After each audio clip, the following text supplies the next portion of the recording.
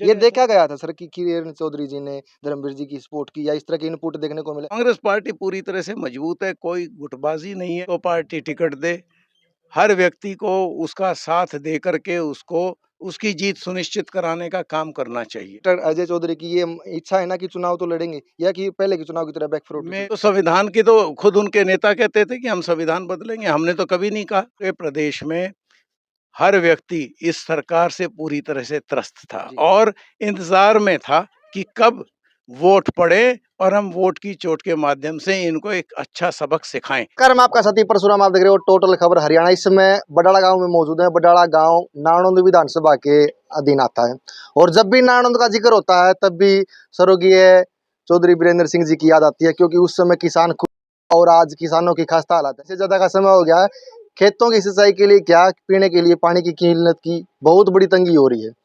Doctor साहब आज door to door campaign कर रहे हैं और 5 जो एमपी बने हैं हरियाणा में कांग्रेस के, उससे कितना फैक्टर हरियाणा के अगले विधानसभा चुनाव पर पड़ने वाला है। एआईसीसी के सदस्य हैं डॉक्टर साहब नमस्कार, स्वागत आपका। बहुत बहुत धन्यवाद। आपके सभी दर्शकों को मेरी ओर से नमस्कार। सबसे पहले मैं कुमारी शैलजा जी की जीत बधाई देता हूं कि लगभग 2.5 लाख वोटों से उनको जीत मिली। बिल्कुल, हरियाणा में जनता ने, मैंने आपसे पहले भी 2-3 इंटरव्यूज में ये कहा था कि हरियाणा की जनता ने मन बना रखा है, वोट की चोट के माध्यम से भारतीय जनता पार्टी को यहाँ से भगाएंगे। और इन चुनावी नतीजों ने ये पूरी तरह से तय करके रखा है कि आगे की सरकार भी हरियाणा में अक्टूबर के चुनाव में कांग्रेस पार्टी की बनेगी और बड़ी भारी मेजॉरिटी के साथ बनेगी। जिस प्रकार का फतवा जनता ने हमारे को दिया है वो काबिल तारीफ है और उसके लिए हम हरियाणा की जनता को, कांग्रेस पार्टी के साथियों को, कार्यकर्ताओं को और कांग्रेस के नेतृत्व को, जिन्होंने इतना शानदार मैनिफेस्टो हमारे लिए तैयार करके दिया, जिसने इस प्रकार की नीतियां लोगों तक पहुंचाई, हम सब का धन्यवाद करते हैं, क्योंकि इन सब वजहों से ही हमारी इस प्रकार की जीत हासिल हमें हुई है। संसदीय दल का अध्यक्ष चुना गया सोनिया गांधी जी को, इससे संगठन को मजबूती मिलेगी। संगठन को पूरी तरह से मजबूती मिलेगी। सोनिया जी हमेशा से हमारी आदर्श रही हैं। उन्होंने, चाहे यूपीए की सरकार की बात हो या विपक्ष की बात हो, हमेशा लोगों से जुड़े मुद्दे को पूरी तरह से उठाया है। पार्टी को बहुत बेहतर रूप से उन्होंने भारत में चलाया है और हम धन्यवादी हैं उनका कि उन्होंने हमेशा हमारा अच्छा मार्गदर्शन किया है। पीएम साहब ने तो 400 पार का नारा दिया था, जनता ने बखूबी देख लिया है। अब बीजेपी के नेता आरोप लगा रहे कांग्रेस ने मनगढ़ंत प्री प्लान करके वोट हड़पने का काम किया है कि संविधान को खतरा है, संविधान बदलने की तैयारी बीजेपी ने कर रखी। तो संविधान की, तो खुद उनके नेता कहते थे कि हम संविधान बदलेंगे, हमने तो कभी नहीं कहा। हमने तो ये कहा कि भाई ये नेता कहते हैं संविधान बदलेंगे और लोगों को वो बात जची, क्योंकि इन्होंने जो भी काम किया डिक्टेटरशिप के तहत किया। इन्होंने कभी जनता की सुध नहीं ली, जनता की अपेक्षाओं के उलट चल करके काम किया, काले कानून बनाए और अब भी जो भी इन्होंने कानूनों में बदलाव किया वो जनता के हितों के लिए नहीं है। जिस तरह से यहाँ की बात की जाए, हिसार लोकसभा की बात की जाए, तो किसानों का रोष था सर, सरपंचों का भी रोष था। सिरसा में आप रहे हैं, बखूबी देखा है, दिन रात आपने मेहनत की, तो सिरसा में वोटरों ने किस तरह से माहौल देखा और कुमारी शैलजा के प्रति अपने आश्वस्त किया? देखो, उसमें 2 प्रकार की बात है। पूरे प्रदेश में हर व्यक्ति इस सरकार से पूरी तरह से त्रस्त था और इंतजार में था कि कब वोट पड़े और हम वोट की चोट के माध्यम से इनको एक अच्छा सबक सिखाएं। वो सबक सीखा भी। दूसरी बात ये है कि जहाँ-जहाँ लोगों के हिसाब से कैंडिडेट आए, उनको शानदार सफलता मिली। तो बहुत बढ़िया लोगों ने नतीजा दिया और एक आध जगह जहाँ हम रह गए, वहाँ पे जो छोटी-मोटी कमियाँ हैं, उनको पूरी करके, और अब जब अक्टूबर विधानसभा के चुनाव आएँगे, तो आप देखना, पहले तो ये नारा दिया करते 75 पार, अब की बार जनता दिखाएगी कि 75 पार करना कितना आसान है।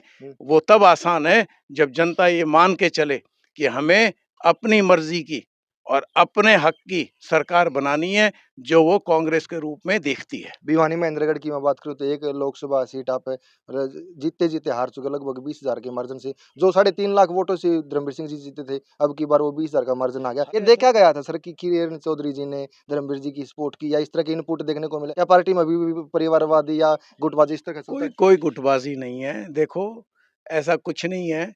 हल्के फुल्के मार्जिन से कोई व्यक्ति हार गया होगा, मगर आप ये देखो, पिछली बार जहाँ 3.5 लाख से कांग्रेस पार्टी हर सीट हारी थी, अब की बार 2 सीट तो ऐसी हैं जहाँ लगभग 3 साढ़े 3 लाख से कांग्रेस पार्टी जीत के आ रही है, 7-7 लाख का फ़र्क आया है।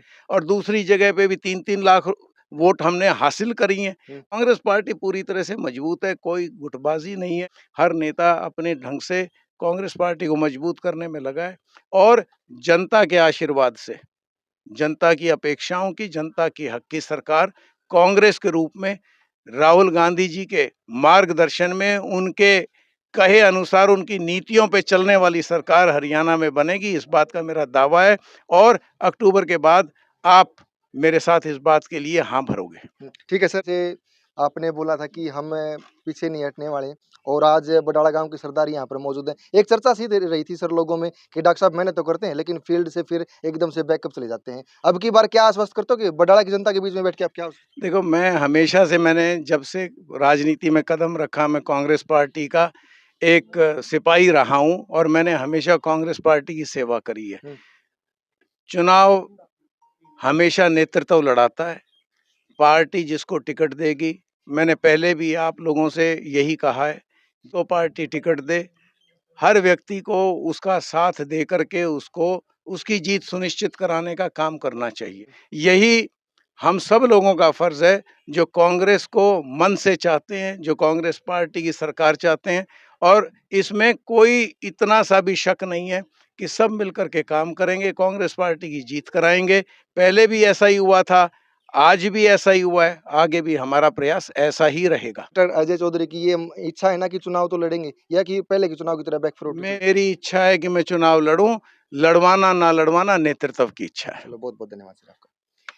डॉक्टर अजय चौधरी जी की आपने बात सुनी और जो भ्रम फैला हुआ था कि नानंद की जनता के बीच में डॉक्टर साहब मेहनत करते हैं लेकिन फिर चुनाव के समय वापिस नहीं आते, क्या कांग्रेस आला हाईकमान इनके ऊपर भरोसा नहीं जिता पाता? और जो अब आगामी विधानसभा का बिगुल बजने वाला है और लोगों में चर्चा चल रही है, एक तरफा माहौल कांग्रेस परिवार का बनने वाला है, तो डॉक्टर साहब के अपने विचार सुने हैं और कितने संतुष्ट है डॉक्टर साहब के विचारों से? और जो मैं बार बार में जिक्र करता हूँ चौधरी वीरेंद्र सिंह जी का, राज किसान कितना खुशहाल था, आज किसान की हालत देख लो। सब कमेंट के माध्यम से अपनी राय जरूर लिखिए। धन्यवाद।